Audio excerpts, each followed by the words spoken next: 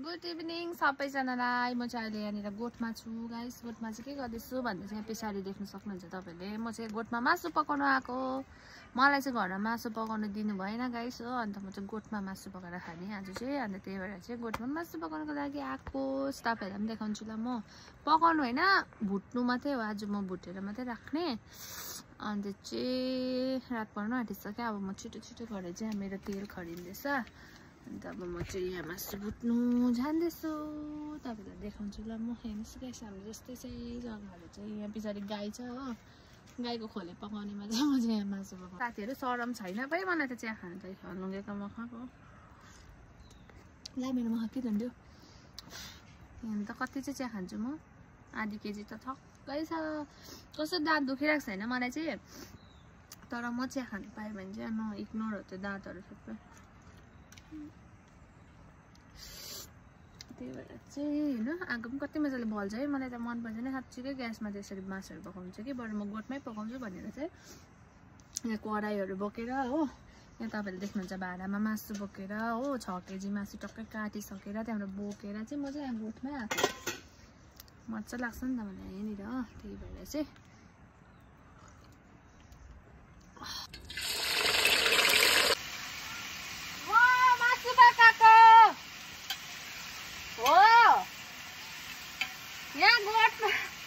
गोठमा पकाएको।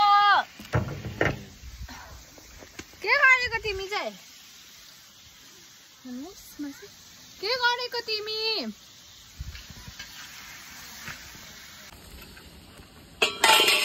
मैले त्यस्तो राम्रो आगो चाहिँ बल्नु चाहिँ दिँदैन रहेछ त। आगो कम्ती बल्यो मेरो दाउरा लिन जान्छ। दाउरा लिएर आउँछु। बल्ने बल्ने दाउरा लिएर आउँछु। आयो नाक दुखेर मैले। तिमीले देखो राति झल्कियो मनको घाइलामा। आमा खाना सब्जी बनाउँदै गर्नु ल। माम बनाउँदै गर्नुहोस् ल। ल मलाई अलिक माथि नै टाइम लाग्ने रहेछ। आमाले माम बनाइदिएपछि म मासु पकाउँछु। त्यसपछि मासु टक्कै भुटेर राखेपछि माम खान्छु। फेरि सोच्छु म त दाउरै देखिन त। ला हाम्रोमा त दाउरा छैन नि। के गर्नु काठ बाल्नु पर्ला जस्तो छ। स्न्याकले एट्याक गर्छु। कहाँ मैले त देखिन त। कहाँ थियो? ए देखिन नि आमा। सरी बिचारा। मेरो आमाले दाउरा चाहिँ राखिदिनु भएको थियो रहेछ कि पेटीमा राखिदिनु भएको रहेछ। तर छोरीको आँखा ठुलो भएर देख्दैन हो। मनको घाइलामा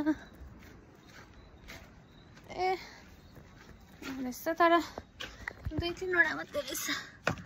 यतिले त मेरो मासु पाक्छ होला हौ। काठ रहेछ नि त। यस्तो दाउरा बाल्नुपर्छ।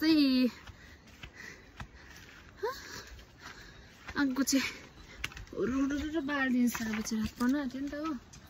राति त फेरि मलाई स्न्याकले एटेन्ड गर्छ। हाम्रोतिर त पुरा साँप आउँछ गाइस। गर्मी छ कि सबै मैले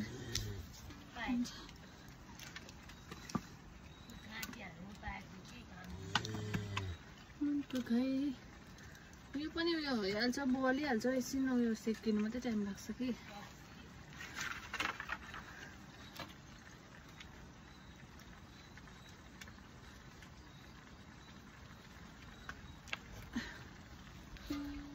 आगो भरभर आउँदैछ साथीहरू सुन्नुहोस् ल। पाहुना आउँछ भनेर भन्थ्यो नि आगो भरभर आउँदाखेरिको होइन। कि कतिजनाले एक्सेप्ट गर्नुहुन्छ कि आगो भरभर आउँदा चाहिँ पाहुना आउँछ भनेर चाहिँ। आउँछ नि त है भोलिदेखि त। अन्त यसरी आगोमा मासु मटन बनाएको कसलाई मनपर्छ प्लिज कमेन्ट गर्नु होला। मलाई चाहिँ एकदमै बेसी मनपर्छ साथीहरू। तपाईँहरूलाई पनि मनपर्छ भन्छ। अब चाहिँ मेरो मासु हेर्नुहोस् पानी पनि सुक्दैछ। पर्किनु थाल्दैछ साथीहरू। यहाँनिर यसरी पर्किनुपर्छ अरे नि त भुट्दा। गाइस हेर्नु न म कति माया लाग्दो। घरमा हेर्नु न लाइट बालिसक्यो। म यहाँ गोठमै मासु बनाउँदैछु। अँध्यारो भइसक्यो हो।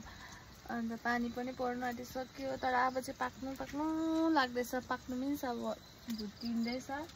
पर्किनु थाल्दैछ। अब एकछिन यो गरेर चाहिँ मजाले यो गरेर चाहिँ जान्छु। घरमा चाहिँ लाइट बालिसक्यो। तपाईहरुको दशैं कसो जान्दैछ गाइस? म त आज डे 1 हैन घरमा आएको। यति बेसी काम के गर्नु। कति धेरै बिजी भएको साथीहरु हेर्नुस् न। अहिले पनि 8 बज्न आँट्यो। मासु थन्काउँदैछु हो।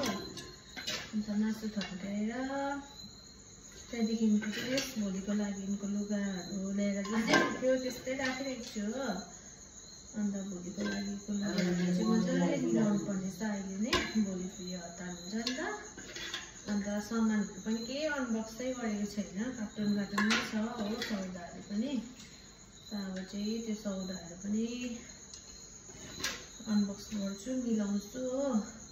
अन्त आजको लागि चाहिँ भिडियो यति नै हो साथीहरु। अन्त गुड नाइट सबैजनालाई। अब भोलिको भिडियोमा फेरि भेट्नेछु साथीहरु। भोलि पनि म बिहानदेखिको भ्लग बनाउँछु। भोलिको भिडियोमै त साथीहरु। अहिलेको लागि चाहिँ गुड नाइट। मेरो अझै 10 बजेसम्म चाहिँ कन्टिन्यू कामै छ हो। त्यसको बादमा सुत्नु त पर्यो। सबैजना चाहिँ बिजी भएको घरमा आएर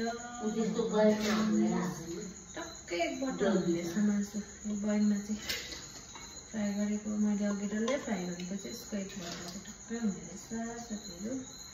कराई चाहिँ म अहिले माझ्दिनँ किनभने यो कराई चाहिँ बाहिर निकालेर माझ्छु। बिचरा मेरो आमाले चाहिँ साथीहरु आमाको चाहिँ पुरा बेसी खुट्टा स्वेलिङ भइरहेको छ नि त के।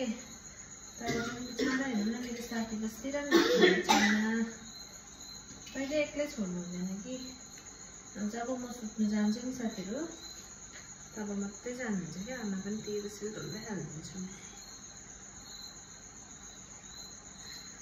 मेन आजको ठुलो काम चाहिँ मेरो यही हो।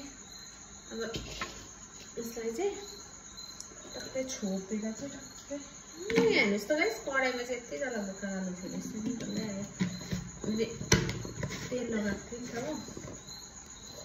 अब चाहिँ यसलाई चाहिँ टक्कै म फ्रिजमा टक्कै राखिदिन्छु। पकाउने बेलामा अलरेडी निकाल्यो पकायो। गुड नाइट सबैजनालाई। हेर्नुहोस् न हात पनि यस्तो भयो। भोलिको भ्लगमा भेट्नेछु।